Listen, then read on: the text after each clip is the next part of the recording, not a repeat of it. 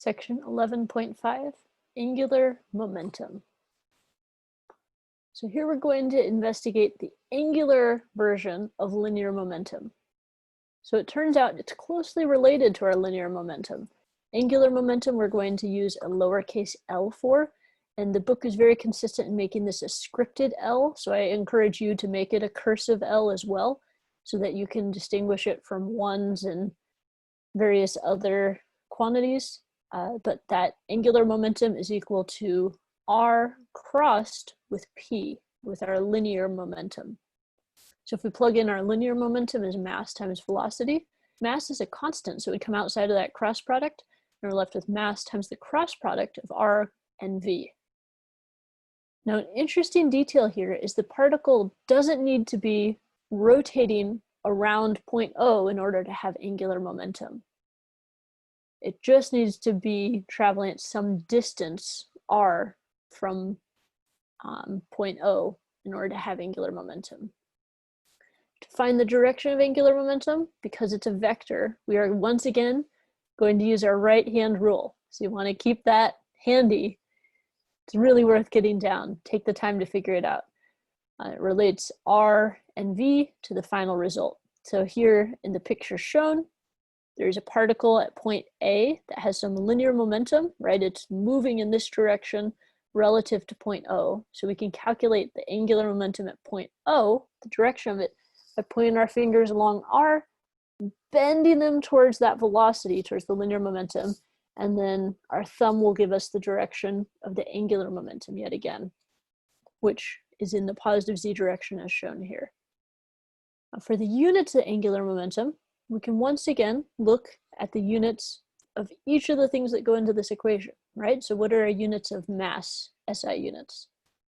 Those are kilograms, and for position vector r, those should be meters. And then what about for linear velocity? That should be meters per second.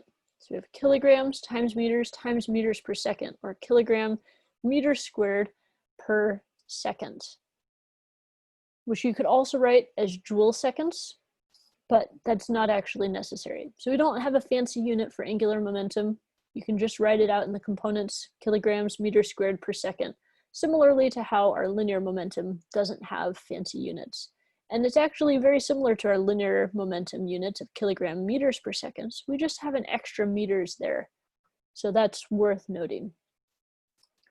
Now, if we want to find the magnitude, we can use the equation for the magnitude of the cross product, which says that we take the magnitudes of the vectors, r times the magnitude of the linear momentum, mv, times sine of the angle between them. You can also, just as we did with torque, write this in terms of the perpendicular components of those vectors. So you could write it as r times mass times the perpendicular velocity component, or times this moment arm or lever arm r times the total linear momentum. Now, a key detail with angular momentum is it only has meaning with respect to a specific origin. And you can choose that origin, but you can't have multiple origins. You have to choose one per problem and be like, this is what we are going to focus on for this problem. Angular momentum will also always be perpendicular to the plane that's formed by the position vector and the linear momentum vectors. Cross product inherently, the resultant must be perpendicular to the two vectors that went into it. Here's another checkpoint. In part A of the figure, particles 1 and 2 move around point O in circles with radii 2 meters and 4 meters. In part B, particles 3 and 4 travel along straight lines at perpendicular distances of 4 meters and 2 meters from point O. Particle 5 moves directly away from O. Rank the particles according to the magnitudes of their angular momentum about point O, greatest first. Which particles have negative angular momentum about point O? Okay. This is another good one, so please take some time to think it over and hit pause now. Did you do that? Okay, hoping so. So let's look. So the greatest angular momentum, 1 and 3, and then 2 and 4, and finally 5. Why is that? Why are 1 and 3 the same? Well, the key is this perpendicular distance, right? 1 and 3 both have a perpendicular distance that is 4 meters away. For 3, even though it's at a greater r overall, there's that angle between r and f that's not 90 degrees. But we can calculate the linear momentum by noting that, hey, if 3 is traveling along this dotted line, our r perpendicular will just be drawn from point O up to the intersection of that. So we could label that as our r perpendicular, because it gives us that perpendicular intersection with the velocity. Similarly, for particle 4, even though the r vector itself is going out much, much further to get there, for the overall r, the r perpendicular is a much shorter line that just goes from point O to the intersection, perpendicular intersection of the velocity, which could be where it hasn't gone yet. So it's just that perpendicular distance that matters. And because that perpendicular distance is the same for 2 and 4 and for 1 and 3, we'll have the same results for those as well. Now for particle 5, notice it is a non-zero r, but what's the angle between the r and the the velocity? Notice it's at a 0 degree angle.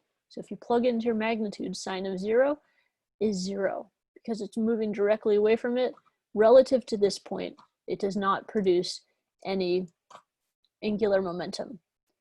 Now for the sine of it, we can assume that counterclockwise is positive as before. And so if you look at 2, since it's traveling in a circle, then that's going to be the same as counterclockwise motion. So that is a positive torque, or angular momentum, excuse me, similar to torque. For 3, similar idea, we could imagine, even though it's not traveling in a circle, we could imagine, is it traveling, if it was in a circle, in a more counterclockwise direction or in a more of a clockwise direction? And so, sorry, for particle 2, that is in a clockwise, so that is the negative direction, and particle 3 would also be in a clockwise direction, which is negative. The other way you could do it is by using your right-hand rule and saying, okay, let's draw our r vector going out to point 3, and then cross it with the velocity that's going to the right, and so that would give us an angular momentum that is going into, which is in the negative direction. So that would give us our negative L as well. Okay, so that takes us through the checkpoint. Now that we have this angular momentum, we can roll right into section 11.6, Newton's second law in angular form. And this gives us a way to write Newton's second law in terms of torque and the change in angular momentum with respect to time.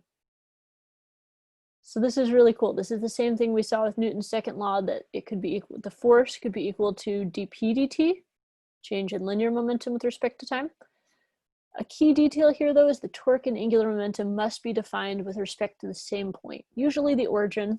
That's usually fairly straightforward, but you can't just choose 2 arbitrary points to define it.